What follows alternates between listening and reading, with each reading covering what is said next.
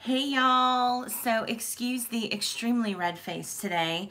I had Mexican food. And yeah, this is what happens when I have Mexican food.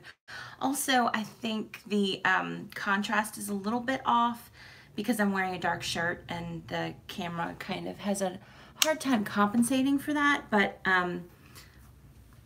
I can only do what I can do. Okay, so today I wanted to talk to you guys about, I feel like I want to do this and talk through my fingers.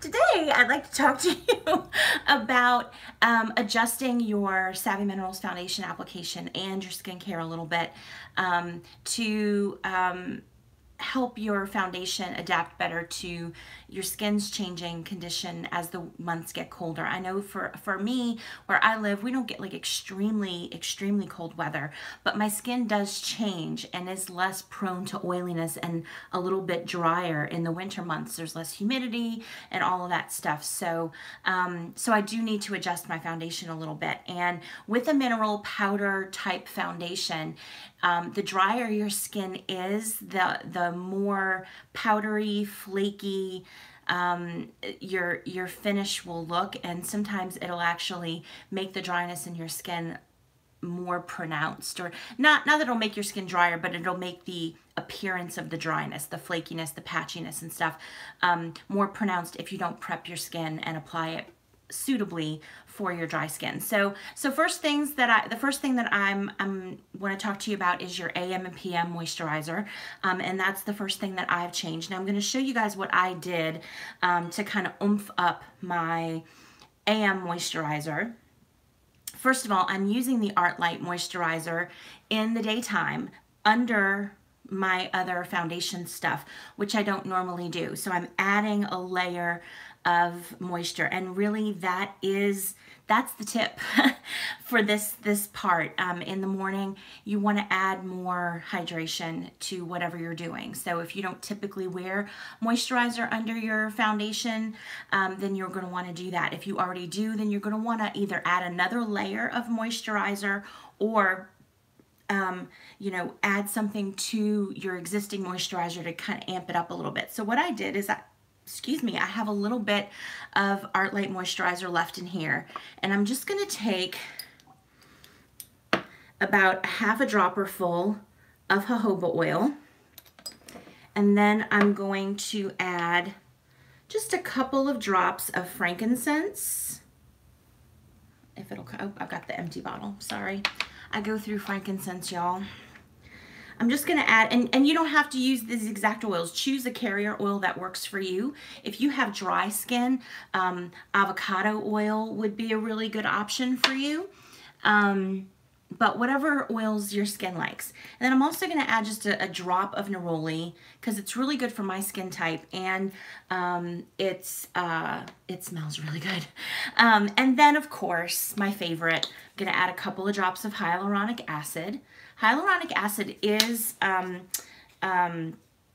a moisturizing, let's see what this how they describe it on here. It doesn't tell you what it's supposed to do, but it does enhance your skin's ability to hold on to moisture, so that'll be really helpful. So I put that into the whatever's left in my bottle here, and then I just give it a good shake to combine. And then, like I said, I've been applying that in the morning before I apply my foundation.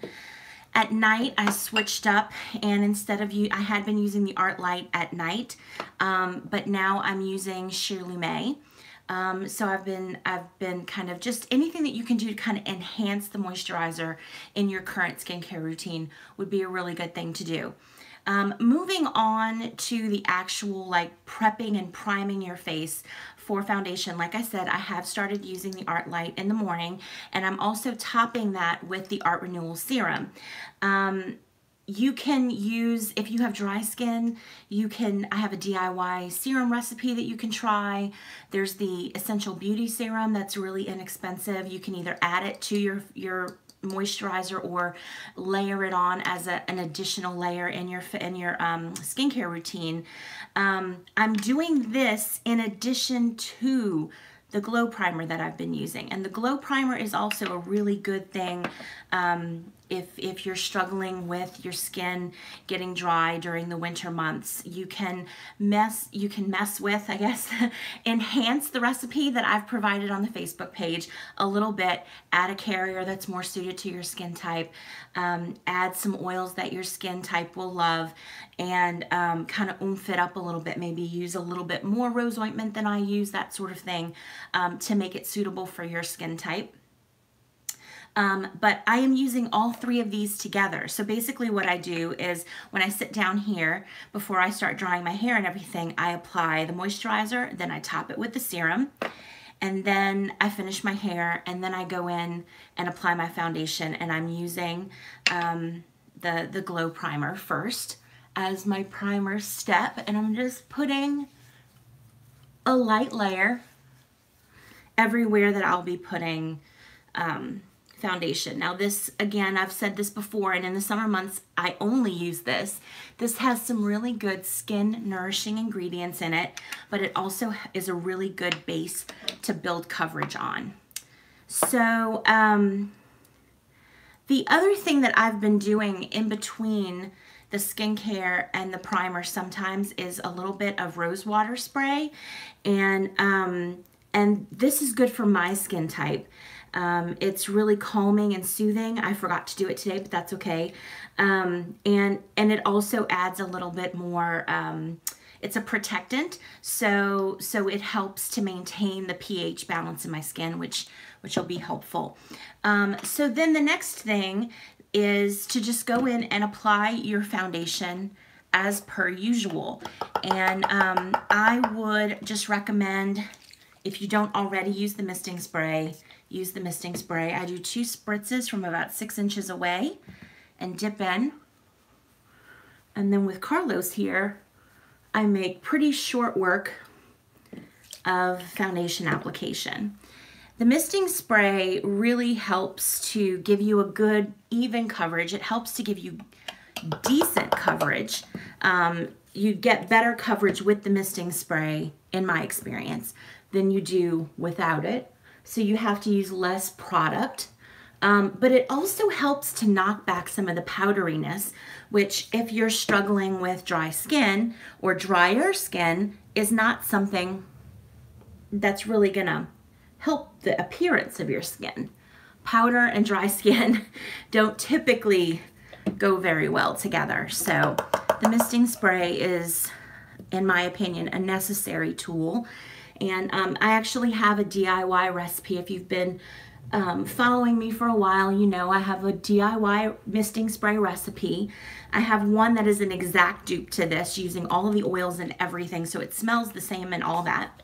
And then I have a modified version that uses less oils, that you can customize per your skin type, and less ingredients too. And it definitely is way more cost effective for me to buy the products necessary to make my own misting spray than because this is about $15–16. If you factor in tax, it's probably a bit more than that. And then all of the products that I use, like all the glycerin and the aloe vera juice and all that stuff that's in the recipe, that isn't an oil, is between $15 and $20, depending on the size that you get and where you get it and all that. So I can make dozens for the price of one misting spray, and it's just worth it for me, and it works just fine. So now that I've got my base on, I'm gonna just go ahead and quickly conceal my under eye area. And for that, I prep and prime my under eye area with my little eye roller. I have this recipe on the Facebook page. It's just a carrier oil, hyaluronic acid, which you can get from Amazon. I have a link in the recipe. And then a couple of drops of frankincense and copaiba for my under eye. And then I just lightly bake a bit of foundation on the top. And voila. So the next thing that I normally do is I go over my cheeks just one more time. This has nothing to do with hydration. We've already built a really good layer of hydration and sealed that in. The serum, actually, this is important. The serum goes after the moisturizer. whatever moisturizer you're using. The serum step helps to seal in this and really create a barrier between anything else that you're doing and the moisturizer that you put on to make sure that it really soaks into your skin and does its job. Plus, it also has some amazing ingredients that are great for your skin too. So that's why that order is really important, especially in the winter months when you want to hold on to as much moisture as possible, or if you have dry skin all the time and you want to hold on to as much moisture as possible. So now that you've got the foundation on and your level of coverage that you want, which I really don't because I'm kind of rushing because I'm running late. But anyway, the next thing that you can do to kind of enhance the glowiness of your skin is to apply highlight. And you apply it in the winter months in a very specific way that will enhance the moisture. You don't want to just dip into some powder and put it on your face because it's not going to have the same effect that you want. So you can do this with either rose ointment or with the lavender lip balm. Today I'm using lavender lip balm, and I'm just going to put a little bit on the back of my hand here. And then I'm going to dip into Wanderlust, and I'm going to combine the two. I've done this countless times, but this is definitely one of those things that I love to do to enhance the appearance and the glowiness and the more skin-like look, actually, to foundation application, is utilizing the lavender lip balm or the rose ointment for adding more, taking away some of that powderiness of all the products, you know. And because of my skin type, I really can't use traditional cream products. So this works great for me because I get the look and finish that I want without extra greasiness on my skin. So that really helps a lot too. I wish I could get a good balance here, but that really helps a lot too, just to add the glowiness and the youthfulness to your skin.